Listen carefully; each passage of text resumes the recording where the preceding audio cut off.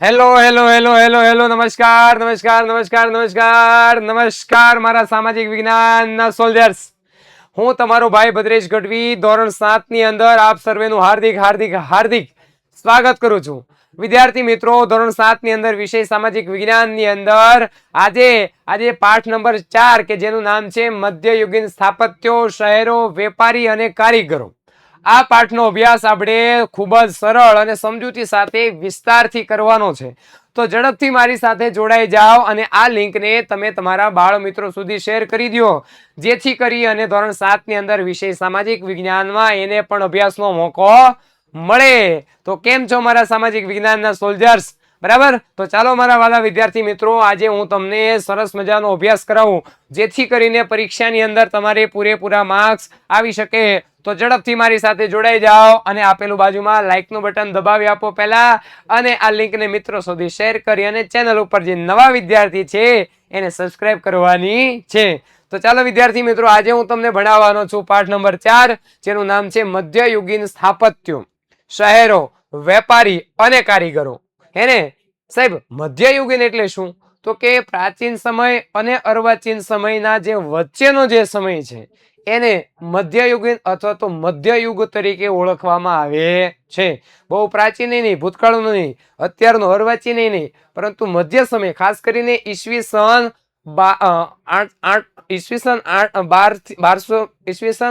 8મી સદીથી લઈ અને 18મી સદી સુધીનો જે સમયગાળો જે છે, આ સમયગાળાને મધ્યયુગીન કહેવામાં આવે છે. તો આ સમયગાળાની અંદર દિલ્હી સલ્તનત હોય, મુઘલ શાસક હોય, વિજયનગર સામ્રાજ્ય હોય, આ બધા જે શાસકો વચ્ચે થઈ ગયા મધ્યયુગની અંદર, આ મધ્યયુગના શાસકોને આ ખાસ જે સ્થાપત્યો છે એ સમયે કેવા કેવા સ્થાપત્યો, લાલ કિલ્લો હોય, તાજમહેલ હોય, શહેરો છે, શહેરોની અંદર જે છે દિલ્હી હોય, આગ્રા હોય એવા શહેરો, વેપારીઓ અને કારીગરોની આપણે માહિતી આ ચેપ્ટરની અંદર વિસ્તારથી મેળવવાની છે. તો ચાલો આપણે ચાલુ કરી દઈએ છીએ પાઠ નંબર 4, બરાબર, કે જેની અંદર મધ્યયુગીન સ્થાપત્યો વિશેની આપણે માહિતી મેળવવાની છે. જો સ્થાપત્યો એટલે શું થાય ખબર છે તમને? સ્થાપત્ય એટલે થાય બાંધકામ. સ્થાપત્ય એટલે શું થાય બેટા? બાંધકામ થાય, બરાબર ને? તો ચાલો આપણે ચાલુ કરીએ છીએ. જે મધ્યયુગ હતો, આ મધ્યયુગનો બાંધકામની વાત કરવાની છે.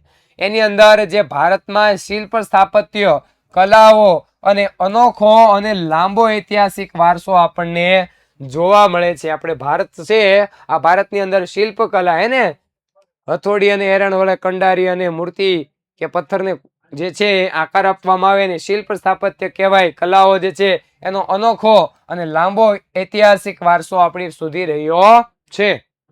ભારતની અંદર કલા અને સ્થાપત્યના સમૃદ્ધ સાંસ્કૃતિક વારસાના લીધે વિશ્વભરમાં પ્રસિદ્ધ છે, અથવા તો વિશ્વભરમાં વિખ્યાત છે. વિશ્વભરમાં શું છે? તો કે વિશ્વભરમાં વિખ્યાત અથવા તો પ્રસિદ્ધ છે. શેના કારણે? તો કે ભારતના સમૃદ્ધ સાંસ્કૃતિક વારસાના કારણે. એને તો ભારતની અંદર શિલ્પ સ્થાપત્ય છે, કલાઓ, એનો અનોખો અને લાંબો ઇતિહાસ ધરાવતો આપણો દેશ છે. એના કારણે તો આપણો દેશ આખા વિશ્વની અંદર પ્રખ્યાત છે. સોને કી ચિડિયા, જહાં ડાલ ડાલ પર સોને કી चिड़िया करती है बसेरा, ओ भारत देश है मेरा, ओ भारत देश है मेरा. તો આવો સમૃદ્ધ સાંસ્કૃતિક વારસો ધરાવનારો આપણો દેશ, કે જે શિલ્પ સ્થાપત્ય કલાઓનો લાંબો ઇતિહાસ ધરાવનારો આપણો દેશ છે, જે વિશ્વની અંદર વિખ્યાત કે પ્રસિદ્ધ છે. પ્રાચીન સમયથી એટલે શું થાય? તો કે ખૂબ જ જૂના સમયથી, અર્વાચીન સમયથી, બરાબર ને? જૂના સમયથી કહી શકીએ આપણે. ખાસ પ્રાચીન સમય એટલે શું કહી શકીએ? તો કે જૂનો સમય. કેવો સમય? તો કે જૂનો સમય, બરાબર. તો પ્રાચીન સમય એટલે આપણે કહીએ છીએ એને જૂનો સમય કહીએ છીએ. શું કહીએ છીએ? તો કે પ્રાચીન સમય એટલે કે આપણે એને જૂનો સમય કહીએ છીએ, બરાબર. તો જે જૂનો સમય છે, આ જૂનો સમયથી લઈ અને વિવિધ પ્રકારના સમયગાળા દરમિયાન વિવિધ પ્રકારના પ્રાંતો એટલે કે જુદા જુદા, વિવિધ પ્રકારના એટલે શું થાય બાળકો? તો કે સર જુદા જુદા, આ જુદા જુદા પ્રાંતો એટલે પ્રદેશ થાય. પ્રાંતો એટલે શું થાય? તો કે પ્રદેશ, બરાબર ને? જુદા જુદા વિવિધ પ્રકારના પ્રાંતોમાં મૌર્ય યુગ દરમિયાન સ્તૂપો અને સ્તંભલેખો બરાબર એનું નિર્માણ થયું હતું. સાથે સાથે અનુમૌર્ય યુગની અંદર જો મૌર્ય યુગ પૂરો થાય ને એના પછીનો જે સમયગાળો છે ને એને અનુમૌર્ય યુગ કહેવામાં આવે છે. મૌર્ય યુગની અંદર જુદા જુદા પ્રાંતો જે છે આ પ્રાંતોની અંદર સ્તૂપો બનાવવામાં આવ્યા હતા. એને બૌદ્ધના જે સ્તૂપો હોય એને બૌદ્ધના જે અવશેષો હોય એને દાબડીમાં દાટી અને એના ઉપર જે બાંધકામ કરવામાં આવે એને આપણે સ્તૂપ તરીકે ઓળખીએ છીએ. તો એ સ્તૂપોનું બાંધકામ મૌર્ય યુગમાં ત્યાર પછીનો જે સમયગાળો છે એને આપણે અનુમૌર્ય યુગ કહીએ છીએ. અને આ અનુમૌર્ય યુગની અંદર આ દરમિયાન જે ગાંધાર પ્રદેશ છે આ ગાંધાર પ્રદેશ તથા આ ગાંધાર તથા મથુરા શૈલીમાં સ્તૂપો બન્યા હતા. જો ગાંધાર પ્રદેશ છે અને ગાંધાર એક શૈલી પણ છે સ્થાપત્યની મુખ્ય બે શૈલી, એક ગાંધાર શૈલી અને બીજી મથુરા શૈલી. બરાબર. તો અનુમૌર્ય યુગ દરમિયાન ગાંધાર શૈલી અને મથુરા શૈલીમાં સ્તૂપો અને ગુપ્ત સમય દરમિયાન રાજમહેલો, સ્તૂપો, સ્તંભો, વિહારો, ખાસ કરીને બૌદ્ધ જે સાધુ હોય આ બૌદ્ધ સાધુને આરામ કરવા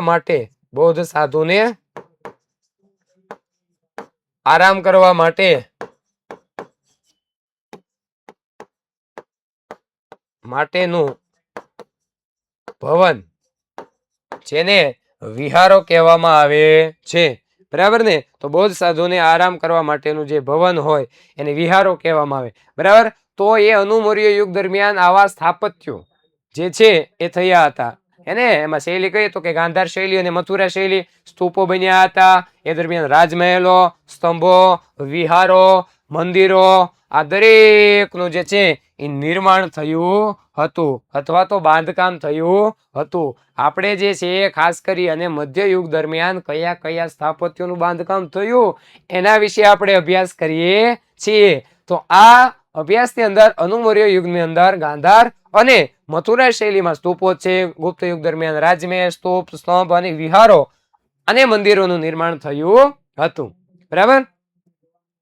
ત્યારબાદ આગળ તો કે આ મધ્ય યુગ દરમિયાન હવે આપણે જે મધ્ય યુગની વાત કરીએ તો આ મધ્ય યુગ દરમિયાન પાલ, પ્રતિહાર, રાષ્ટ્રકૂટ, રાજપૂત, દિલ્હી સલ્તનત, મુઘલ સામ્રાજ્ય દ્વારા વિવિધ પ્રકારના સ્થળોએ બંધાયેલા સ્થાપત્યો જેની અંદર વાવ છે, તળાવ છે, મંદિર છે, મસ્જિદો છે વગેરે મોટા પ્રમાણમાં છે. અને આપણે અભ્યાસ તે મધ્ય યુગના સ્થાપત્યોનો જ કરવાનો છે. પરંતુ એની પહેલાનો સમય અનુમૌર્ય યુગ છે, મૌર્ય યુગ છે એને પ્રાચીન સમયથી લઈ અને આ બાંધકામો ભારતની અંદર વિશ્વ અને મધ્ય યુગની અંદર તો આ બાંધકામો જે છે એનો સુવર્ણકાળ કહેવાય.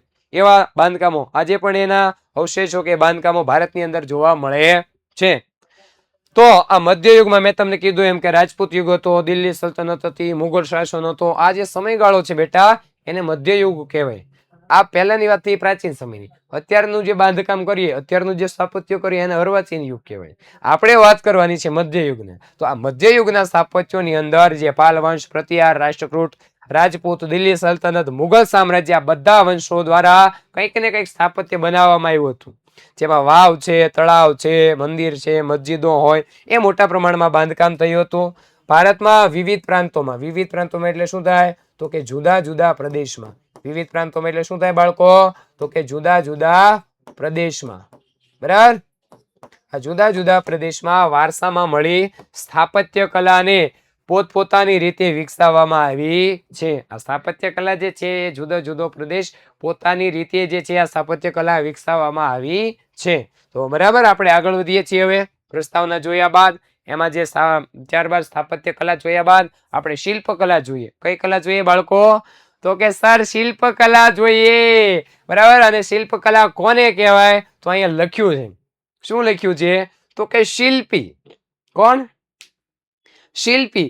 આ શિલ્પીના મનમાં જાગતા જે ભાવો હોય લાગણીના છે, હર્ષના છે, દુઃખના છે. એને માણસ જે છે એક સામાજિક પ્રાણી છે. એની અંદર લાગણી હોય, દુઃખ હોય, ગુસ્સો હોય, પ્રેમ હોય, હતાશ થઈ ગયેલો હોય, ક્યારેક નારાજ પણ હોય. એને તો આ માણસની અંદર જુદા જુદા ભાવ હોય. પરંતુ આ શિલ્પી જે છે આ શિલ્પીને એવું થાય કે કંઈક આવી મૂર્તિ બનાવીએ તો, આવો આકાર આપીએ તો, જુદા જુદા જે ભાવો જેમ કવિ કેમ કવિતાઓ લખે એમાં શિલ્પીના મનમાં જાગતા ભાવ જે છે, લાગણી જે છે, એને સીણી અને હથોડી વડે પાષાણમાં એટલે બેટા થાય પથ્થરમાં. પાષાણમાં એટલે શું થાય? તો કે પથ્થરમાં, લાકડામાં કે ધાતુ ઉપર કંડારિત કરવી એટલે કે કોતરણી કરવી. શું કરવું બેટા? કોતરણી. કંડારવું એટલે શું થાય? તો કે કોતરણી કરવાની કલા એટલે શિલ્પ કલા. બરાબર, તમારા માટે મોસ્ટ આઈએમપી વ્યાખ્યા છે ભાઈ. બરાબર, આઈએમપી વ્યાખ્યા છે. બરાબર, તો શિલ્પકલા એટલે શું? તો દરેક વિદ્યાર્થી અહીંયા ખાસ ધ્યાન રાખશે અને જવાબ દેશે કે શિલ્પકલા એટલે શિલ્પીના મનમાં જાગતા ભાવોને સીણી, હથોડી વડે પાષાણ, લાકડા, ધાતુમાં કંડારિત કરવાની જે કલા છે એને શિલ્પકલા કહેવામાં આવે છે. થયું ક્લિયર? તમે જોઈ શકો છો અહીંયા ગણપતિ બાપ્પા મોરિયા, ખીમા લાડુ ચોરિયા, 1 2 3 4 ગણપતિ નો જય જયકાર. બરાબર ને? આવશે દાદા, ટૂંક સમયમાં જ આવવાના છે ભાઈ. એને તો જો શિલ્પી જે કેવી રીતે મૂર્તિ બનાવે છે, તો આ શિલ્પકાર છે. બરાબર, શિલ્પકલા છે, યાદ રાખજો બધા જ. ત્યારબાદ સ્થાપત્ય માટે શિલ્પશાસ્ત્ર શબ્દ વપરાય છે. કેવો શબ્દ વપરાય છે? તો કે શિલ્પશાસ્ત્ર જે છે એ શબ્દ વપરાય છે. સ્થાપત્યનો સરળ અર્થ થાય બાંધકામ. સરળ અર્થ શું થાય વાલા વિદ્યાર્થી મિત્રો? તો કે બાંધકામ એવો સરળ અર્થ થાય છે. ખ્યાલ આવે છે ને? આ સ્થાપત્યોની અંદર મકાનો, નગરો હોય, કુવા હોય, કિલ્લાઓ હોય, મોટા મોટા મિનારાઓ હોય, મંદિરો હોય, મસ્જિદો હોય, મકબરાઓ હોય, વાવ વગેરેના જે બાંધકામ છે, આ વગેરેના બાંધકામના સ્થાપત્યો કહેવામાં આવે છે. તો આ સ્થાપત્યની વ્યાખ્યા છે ભાઈ એને કે સ્થાપત્ય માટે શિલ્પશાસ્ત્ર શબ્દો વપરાય છે. સ્થાપત્યનું સરળ બાંધકામ થાય છે, જેમાં મકાનો, નગરો, કુવા, કિલ્લા, મિનારો, મસ્જિદો અને મકબરા તથા વાવ વગેરેના બાંધકામને સ્થાપત્ય કહેવામાં આવે છે. વાહ ભાઈ વાહ. આ સ્થાપત્ય કલામાં નિપુણ એટલે પારંગત. કેવો થાય? તો કે પારંગત. એને એ ફિલ્ડ તો માસ્ટર કહેવાય ને આપણે, કે તું તો ભાઈ ભણવામાં બહુ નિપુણ છો, તો હોશિયાર છો. બરાબર, તો અહીં હજી એક શબ્દ ઉમેરી દો, હાલો. હોશિયાર પણ થાય. શું થાય? નિપુણ એટલે હોશિયાર, તમારી જેવા હોશિયાર. બરાબર, તો આ જે છે એ નિપુણ. બરાબર, તો એ નિપુણ અથવા તો પારંગત અથવા તો હોશિયાર વ્યક્તિને સ્થપતિ કહેવામાં આવે છે.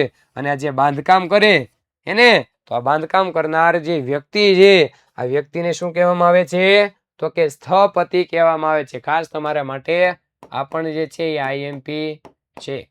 બરાબર, તો સ્થાપત્યની અંદર આપણે જોયું કે શિલ્પશાસ્ત્ર શબ્દો વપરાય છે સરળ અર્થમાં. એને આપણે બાંધકામ તરીકે ઓળખીએ છીએ. મકાનો, નગરો, કુવા, કિલ્લા, મિનારો, મસ્જિદો, મકબરા વગેરે બાંધકામને આપણે સ્થાપત્ય કહીએ છીએ. જે નિપુણ વ્યક્તિ હોય, હોશિયાર વ્યક્તિ હોય, એને આપણે સ્થપતિ તરીકે ઓળખીએ છીએ. જો આપાસ ને કિલ્લાઓ છે, અહીંયા જુદા જુદા હિન્દુ મંદિરો છે, મકાન છે, વાવ છે ને, કુવો છે, મિનાર છે, તમે કહેતા હતા ને, એ જોયું મસ્જિદ છે, આ આખી મસ્જિદ છે, આ મિનારા છે, મકબરાઓ અહીંયા જોયા, જોઈ શકો છો તમે. બરાબર બાળકો, આગળ વધીએ. ત્યારબાદ આવે છે ભારતના સ્થાપત્યો. કયા સ્થાપત્યો વાલા વિદ્યાર્થી મિત્રો? તો કે ભારતના સ્થાપત્યો. ચાલો અભ્યાસ કરીએ. તો કે ઈસવીસન 700 થી લઈ અને 1200 સુધીના જે રાજપૂત યુગ હતો એને આપણે ભણ્યા. આ રાજપૂત યુગ હતો ઈસવીસન 700 થી લઈ અને 1200 સુધી. આ રાજપૂત યુગ દરમિયાન સ્થાપત્યની અંદર મંદિરો એ નાગર શૈલીમાં, કઈ શૈલીમાં બેટા? તો કે નાગર શૈલીમાં ઉત્તર ભારતમાં પ્રચલિત હતા. બરાબર, એટલે કે પ્રખ્યાત હતા. પ્રચલિત હતા એટલે શું થાય? તો કે પ્રખ્યાત હતા. કઈ શૈલીમાં? તો કે નાગર શૈલીમાં જે છે એ રાજપૂત યુગ દરમિયાન મંદિરો જે છે એ નાગર શૈલીની અંદર ઉત્તર ભારતમાં પ્રખ્યાત હતા. કયા કયા મંદિરો? ખજુરાનું મંદિર છે, પુરી લિંગરાજનું મંદિર છે, એને ઓડિશા. સૌરાષ્ટ્રની અંદર જે ગોપનું મંદિર જે છે એનો સમાવેશ થાય છે. સૌરાષ્ટ્રમાં જે ગોપનું મંદિર આવ્યું એ રાજપૂત યુગ દરમિયાન સ્થાપત્યની અંદર સમાવેશ થાય. દિલ્હી સલ્તનતના સમયગાળા દરમિયાન ઇસ્લામ સાથે સંકળાયેલા નવા જ સ્થાપત્ય શૈલી જોવા મળે છે કે જ્યારે દિલ્હી સલ્તનતની શરૂઆત થઈ અને ઇસ્લામની નવી શૈલી એના નવા સ્થાપત્યો જે છે એ દિલ્હી સલ્તનત દરમિયાન આપણને જોવા મળે છે, જેમાં શરૂઆતમાં આરબ શૈલી પ્રમુખ હતી. જો આ સ્થાપત્યની એક શૈલી છે એને આરબ કન્ટ્રીઝ ના હોતા મૂળભૂત, તો ક્યાંક ને ક્યાંક એ આરબ શૈલી પ્રમુખ એટલે કે મુખ્ય હતી. પ્રમુખ એટલે શું થાય અહીંયા, તો કે મુખ્ય હતી. બરાબર, એ સ્થાપત્યમાં મસ્જિદ, મકબરા, રોજા એમ 3 સ્થાપત્યો મુખ્ય હતા, ખાસ યાદ રાખજો. અને દિલ્હી સ્થાપત્યોની અંદર જામા મસ્જિદ, કુતુબ મિનાર, હોજે ખાસ, અલાઈ દરવાજા, સીરીનો કિલ્લો વગેરે મુખ્ય છે.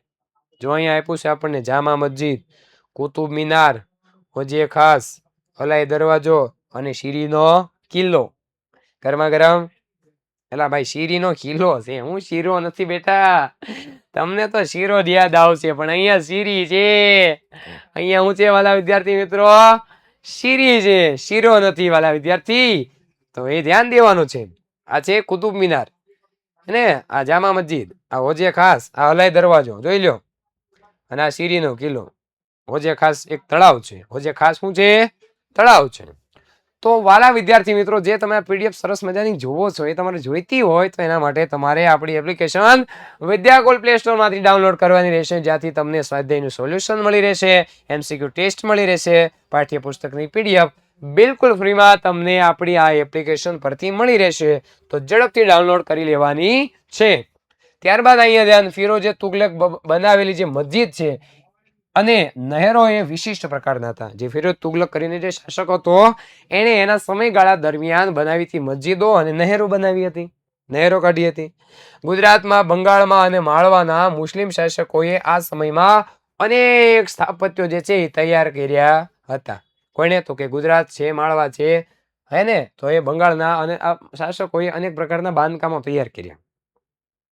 જેમાં અમદાવાદનો ભદ્રનો કિલ્લો આવે છે. અમદાવાદનો કયો કિલ્લો આવે છે વિદ્યાર્થીઓ, તો કે સર અમદાવાદનો ભદ્રનો કિલ્લો આવે છે. બરાબર, આ ખાસ યાદ રાખવાનું, અમદાવાદનો ભદ્રનો કિલ્લો આવે છે.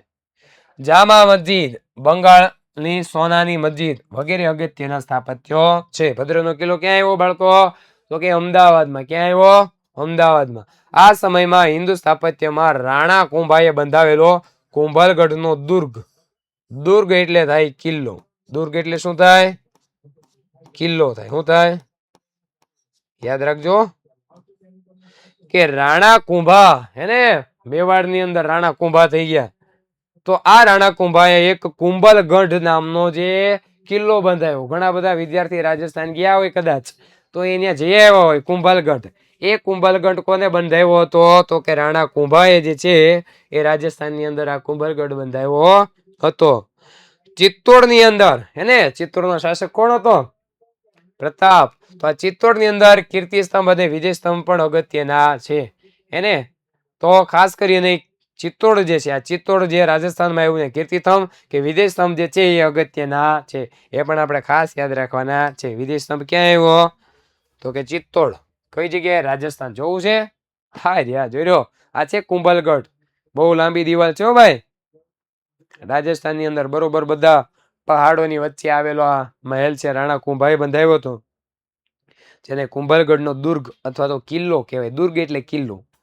અને ચિત્તોડની અંદર આવેલું વિજય સ્તંભ, ખૂબ જ ઊંચો, હે ને, તો આ વિજય સ્તંભ છે. ક્યાં આવ્યો, ચિત્તોડમાં. મજા આવી. ત્યારબાદ વાત કરું હું તમને 13મી સદીમાં. અત્યારે કેટલીમી સદી આલી તમારે મને કોમેન્ટમાં કહેવાનું છે. હવે 13મી સદીમાં કોર્ણાકનું સૂર્ય મંદિર અને કર્ણાટકમાં હોયસલનું મંદિર જે છે એ હોયસલેશ્વરનું મંદિર એ સૌથી વિશિષ્ટ પ્રકારના સ્થાપત્યો હતા. ઓડિશા રાજ્ય આવેલું છે. આ ઓડિશા રાજ્યની અંદર જગન્નાથપુરી, આ પુરી જિલ્લો જ છે, જગન્નાથપુરી કહેવાય ને, એ ક્યાં આવ્યું બાળકો, પુરી જિલ્લો, જિલ્લાનું નામ જ પુરી છે, આપણે જગન્નાથપુરી કહીએ. અને બંગાળના અખાત પાસે કોર્ણાકનું સૂર્ય મંદિર આવેલું છે. બરાબર, અને આ ઓડિશા જે છે, આ ઓડિશા રાજ્યમાં પુરી જિલ્લામાં બંગાળના અખાત પાસે કોર્ણાકનું સૂર્ય મંદિર આવેલું છે. આ મંદિરનું નિર્માણ 13મી સદીમાં ગંગવંશના રાજા હતા, રાજા નરસિંહવર્મન. શું નામ હતું બાળકો, તો કે રાજા નરસિંહવર્મન જે છે, આ નરસિંહવર્મને ખાસ કરી અને કોણાર્કનું સૂર્ય મંદિર જે બંધાયું હતું, જે ઓડિશા રાજ્યની અંદર આવ્યું. ક્યાં આવ્યું? તો કે ઓડિશા રાજ્યની અંદર આવ્યું, પુરી જિલ્લામાં. એ નરસિંહવર્મન પ્રથમના સમયમાં એનું બાંધકામ થયું હતું, જે ખાસ કરીને રથ મંદિર 7 અશ્વો વડે ખેંચાય છે. શેના વડે ખેંચાય છે? 7 અશ્વો. અશ્વો એટલે થાય ઘોડા. અશ્વ શું થાય? ઘોડા વડે ખેંચાય અને સૂર્યના રથ જેવું નિર્માણ થયેલું છે. જાણે સૂર્ય ભગવાનનો રથ ન હોય એવું નિર્માણ, એટલે કે એવું બનાવેલું છે. નિર્માણ થયેલું છે એટલે તો કે બનાવેલું છે. એને 12 વિશાળ પૈડા છે. આ જે સૂર્ય મંદિર જે છે, બરાબર ને, કોણાર્કનું, એને 12 વિશાળ, વિશાળ એટલે મોટા, 12 મોટા પૈડા છે. આ મંદિરનું નિર્માણ એટલે કે બાંધકામ કાળા પથ્થરોમાંથી થયું છે. એનું નિર્માણ એમાંથી થયું છે, એનું બાંધકામ કાળા પથ્થરોમાંથી થયું હોવાથી મોસ્ટ આઈએમપી એને કાળા પેગોડા કહેવામાં આવે છે. પેગોડા એટલે પથ્થર તરીકે પણ ઓળખવામાં આવે છે. તમારા માટે આ ખૂબ આઈએમપી છે. વાલા વિદ્યાર્થી મિત્રો, અહીંથી તમને ફાઇનલ પ્રશ્ન હશે અને હશે જ. ત્યારે તમે મને યાદ કરજો કે હા સાહેબ તમે કીધું હતું અને અમારી એક્ઝામની અંદર બેઠો પ્રશ્ન પૂછાણો. કારણ કે તમે વિદ્યાકુલની અંદર ભણો છો અને વિદ્યાકુલની અંદર ભણતો વિદ્યાર્થી હંમેશા ટોપ જ મારે. બરાબર? તો સરસ મજાના માર્ક્સ તમને અહીંથી મળી રહેવાના છે. તમે જોઈ શકો છો અહીંયા કોણાર્કનું સૂર્ય મંદિર, જે ઓડિશાની અંદર 13મી સદીમાં ગંગ વંશના રાજા હતા. રાજાનું નામ હતું નરસિંહવર્મન. એ સૂર્યના રથ જેવું મંદિર, 7 અશ્વો, જેમાં જોઈ શકો છો. બરાબર? તો આ અશ્વો એટલે ઘોડા, 12 પૈડા, 1 2 3 એવી રીતે જે છે 12 પૈડા, એટલા માટે ને કાળો પેગોડા તરીકે ઓળખવામાં આવે છે. તો ખૂબ જ મહત્વનું આ તમારા માટે ટોપિક હતો. બરાબર? આ લખી રાખવાનું છે ભાઈ બધાએ બાકી બુકમાં, અથવા તો સ્ક્રીનશોટ પાડી લેવો મોબાઈલમાં. ના, સ્ક્રીનશોટ પાડવાની ક્યાં જરૂર છે? આપણી એપ્લિકેશન ડાઉનલોડ કરી દો. જ્યારે તમને મજા આવે ત્યારે સરસ મજાની જે છે આ પીડીએફ હું ત્યાં મૂકી દઈશ. વિદ્યાકુલની એપ્લિકેશન ડાઉનલોડ કરી લો. એની અંદરથી આ બધું જ મળી રહેશે રિવિઝન માટે. હવે વાત કરું તમને ઉત્તર ભારતની. આ ઉત્તર ભારતમાં મંદિરોની જે લાક્ષણિકતા હતી, ગુણ જે હતા, એ ગોળ શિખરો હતા. કેવા હતા? ગોળ શિખરો. અને સ્તંભ વિનાના ખંડો હતા. બરાબર? કે સ્તંભ વગરના જે છે એ ખંડો રૂમો હતા. દક્ષિણ ભારતમાં શંકુ આકારના અને અણીદાર શિખરો વાળા મંદિર બંધાવ્યા હતા. એને દક્ષિણ ભારતમાં અલગ છે અને ઉત્તર ભારતમાં અલગ છે. જો, બરાબર? તો ઉત્તર ભારતના જે લક્ષણો જે છે, જે ગુણ છે મંદિરના, એમાં ગોળ શિખરો હતા અને દક્ષિણ ભારતની અંદર શંકુ આકારના હતા. બરાબર? તો એક પ્રકારનો આકાર છે, હમણાં બતાવું છું તમને. અને દક્ષિણ ભારતની અંદર ગોપુરમ, મંદિરનું પ્રવેશ દ્વાર હોય ને એને ગોપુરમ કહેવામાં આવે છે. મંદિરનું પ્રવેશ દ્વાર હોય ને ગોપુરમ કહેવાય. એ મંદિરોની વિશેષતા છે. દક્ષિણ ભારતના તમે મંદિરો જોવો ને તો એના શિખરો બહુ ઊંચા હોય. એને તો દક્ષિણ ભારતના મંદિરો ખૂબ જ ઊંચા અને શંકુ આકારના હોય. કેવા હોય? શંકુ આકારના અને અણી હોય. જ્યારે આપણા ઉત્તર ભારતના મંદિર ગોળ શિખરો ધરાવતા હોય. મંદિરમાં જે ખાસ કરીને જે સ્થળો છે જુદા જુદા, જેમાં ગર્ભગૃહ છે, અંતરાલ છે, મંડપ છે, શૃંગાર છે, ચોકી, મુખ મંડળ છે, આ ભાગો છે જેની અંદર મંદિરમાં પ્રદક્ષિણા પથ પણ હોય છે. એને આપણે મહાદેવના મંદિર જાય ત્યારે પ્રદક્ષિણા ફરતા હોય, ફરતે એને તો એ પ્રદક્ષિણા પથ પણ મંદિરની અંદર જોવા મળે છે. આ સમયગાળામાં કેટલાક મહત્વપૂર્ણના મંદિરોમાં પલ્લવકાલીન રથ મંદિરો, એને પલ્લવ વંશના થઈ ગયા એટલે પલ્લવકાલીન રથ મંદિરો જે છે, અને તાંજોરના રાજરાજેશ્વરનું મંદિરનો સમાવેશ થાય છે. Most IMP. આ બીજી એવી સ્લાઇડ છે જેની અંદરથી તમને બેઠા પ્રશ્નો જોવા મળશે. બરાબર? તો આ તાંજોરના જે રાજરાજેશ્વરનું મંદિર છે ભાઈ, એ પણ આઈએમપી છે. જે એ સમયનું સૌથી ઊંચું મંદિર હતું. એ સમયનું સૌથી ઊંચામાં ઊંચું મંદિર કયું હતું? તો કે રાજરાજેશ્વરનું મંદિર. બરાબર ને? એ સૌથી ઊંચું મંદિર હતું. બરાબર? ત્યારબાદ આગળ વધીએ આપણે. જો તમને મેં કીધું તું ઉત્તર ભારતના મંદિરો ગોળ શિખરો છે, ત્યારે દક્ષિણ ભારતના મંદિરો એકદમ જે છે એ શંકુ આકારના છે, એને ઊંચા મંદિરો છે. તો આ જે સ્તંભો જે છે એ સ્તંભ અને ખંડ, ખાસ કરીને જે રૂમ જેવા એમ કહેવાય ને મંદિર ચડતા, ગર્ભગૃહ, જે મુખ્ય ઓરડો એને ગર્ભગૃહ કહેવાય, એના પછીનો ઓરડો આવે એને અંતરાલ કહેવાય, બહાર જે બેસવાનું, પગે લાગવાનું, ઊભું રહેવાનું એને મંડપ કહેવાય. બરાબર? તો આ પ્રદક્ષિણા પથ હોય છે ખાસ. ગોપુરમ, જો આવા પ્રવેશ દ્વાર હોય. દક્ષિણ ભારતની અંદર આ મંદિરો હોય ને એના આ મોટા મોટા તો પ્રવેશ દ્વાર હોય. મંદિરની અંદર એન્ટર થાવ ને ત્યાં આવડું મોટું આવે, આપણે એમ મંદિર આવી ગયું, પણ એ પ્રવેશ દ્વાર છે, એ એન્ટર થવાની દરવાજો છે.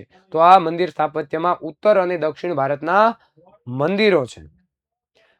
મુઘલ સ્થાપત્ય કલામાં એકદમ વિશિષ્ટ હતી. મુઘલ સ્થાપત્ય કલા જે છે, બરાબર ને, આખી ટ્રીક આપી દીધી વિદ્યાકુલમાંથી તમને. કોઈ મારા વિદ્યાકુલમાં ભણેલા વિદ્યાર્થી હોય એને મુઘલ બાદશાહના નામ ના આવડે એવું બને જ નહીં. તમે જો ના જોઈએ તો વિડીયો જોઈ લેજો ફટાફટ. મુઘલ સ્થાપત્યોની અંદર મુઘલ જે શાસકો હતા એ બધા શાસકો મોઢે થઈ જાય એવી ટ્રીક મુઘલ જે હતા એની અંદર આપણે આપેલી છે, બરાબર. તો એ મુઘલ સ્થાપત્ય કલામાં વિશેષ નમૂનો હુમાયુના મકબરામાં દેખાય છે. અકબરે આગ્રાનો કિલ્લો બંધાયો. અકબરે જો આગ્રાની અંદર જે કિલ્લો આવ્યો એ કોણે બંધાયો? અકબરે બંધાયો છે, બરાબર. કે અકબરે આગ્રાનો કિલ્લો અને ફતેહપુર સિકરીનો કિલ્લો બંધાયો હતો. એના ગુરુ હતા એને, અને ગુરુના કહેવા પ્રમાણે અને ગુજરાતની વિજય યાદની અંદર એને ફતેહપુર સિકરીની અંદર કિલ્લો બંધાયો હતો. શેરશાહ હેને, આ શેરશાહ સૂરીએ સરારામમાં મકબરો બંધાયો હતો. શેરશાહ સૂરીએ ક્યાં બંધાયો? તો કે સરારામની અંદર. આ સમયનું અગત્યનું એ સ્થાપત્ય છે. મુગલોએ બાગ બગીચાની એક આખી પરંપરા જ શરૂ કરી હતી. કોણે શરૂ કરી હતી? તો કે મુગલોએ શરૂ કરી હતી. જેમાં કાશ્મીરનો નિશાંત બાગ, લાહોરનો શાલીમાર બાગ, આગ્રાનો આરામબાગ વગેરે બાગોનો સમાવેશ થાય છે, બરાબર. તો મુઘલ સ્થાપત્યની એક વિશિષ્ટ કલા છે. સ્થાપત્યમાં અકબરે આગ્રાનો કિલ્લો બંધાવ્યો, ખાસ આઈએમપી. ફતેહપુર સિકરીનો કિલ્લો છે એ પણ બંધાવ્યો હતો. શેરશાહ છે, આ શેરશાહે સરારામમાં મકબરો બંધાવ્યો હતો. હવે તમને ખાસ વાત કરું, જો અહીંયા છે ને એ કાશ્મીરનો નિશાંત બાગ છે. બાગોની જે શરૂઆત છે ને એ મુગલોના સમયમાં થઈ હતી, બરાબર. તો મુગલો બાગ બગીચાના બહુ શોખીન હતા. ચાલો ને કાશ્મીરમાં એક બનાવી નાખીએ, તો કે લાહોરમાં એક બનાવી નાખીએ, એક બનાવી નાખીએ આગ્રામાં. નામ આપી દીધા, કાશ્મીરનો નિશાંત બાગ, લાહોરનો શાલીમાર બાગ અને આગ્રાનો આરામ બાગ. ખાસ યાદ રાખજો, આમાંથી એક બાગ તમને ખાસ પૂછાઈ જશે. ખાલી જગ્યામાં પૂછાવાનું છે. ક્યાં પૂછાવાનું છે? ખાલી જગ્યામાં પૂછાવાનું છે. મુઘલ સ્થાપત્ય કલામાં સર્વોચ્ચ શિખર ઉપર હોય તો શાહજહાએ બંધાવેલો આગ્રાનો તાજમહેલ જોવા મળે છે, બરાબર ને. સર્વોચ્ચ, સૌથી ઉપર, ટોપ લેવલ. તો તાજમહેલ વિશ્વની 7 અજાયબીમાં ધરાવતા ઉત્તર પ્રદેશમાં આગ્રામાં યમુના નદીના કિનારે આવેલું. કઈ નદીના કિનારે? યમુના નદી કિનારે આવેલો તાજમહેલનું નિર્માણ જે છે, બાંધકામ જે છે, આ બાંધકામ મુઘલ બાદશાહ જે છે, મુઘલ બાદશાહ શાહજહાએ પોતાની એક બેગમ હતી, એનું નામ હતું મુમતાજ. આ મુમતાજ મહેલની યાદમાં એને આ બાંધકામ કરાવ્યું હતું. એને સ્વર્ગના બગીચામાં પવિત્ર દિલોનું સ્વાગત છે એવો તાજમહેલ પ્રેમની નિશાની કહેવાય છે, જે શાહજહાં દ્વારા વિશ્વની અજાયબી છે એ અજાયબીની અંદર સ્થાન પામેલું છે. ભારતની અંદર આગ્રામાં યમુના નદીના કિનારે આવેલો આ તાજમહેલ છે. યાદ રહેશે ને? તો તાજમહેલ એ ભારતના સ્થાપત્ય કલામાં વારસાને ગૌરવાન્વિત એટલે કે ગૌરવ અપાવનાર દેશ વિદેશના પ્રવાસી માટે આકર્ષણનું ધ્યાન ખેંચનાર કેન્દ્ર બન્યું. એને વિદેશના લોકો ભૂરીએ આવે તાજમહેલ જોવા જવો છે એ આકર્ષણનું કેન્દ્ર રહ્યું છે. જો તાજમહેલ જોવો ભાઈ, જોયો? કેટલા ગયા છે કોમેન્ટ કરો તો. આ ઉપરાંત દિલ્હીની અંદર લાલ કિલ્લાનું નિર્માણ શાહજહાએ કરાવ્યું હતું, બરાબર. આ પણ તમારા માટે આઈએમપી છે. અકબરે ક્યાં કરાવ્યું હતું? તો કે સાહેબ અકબરે આગ્રામાં.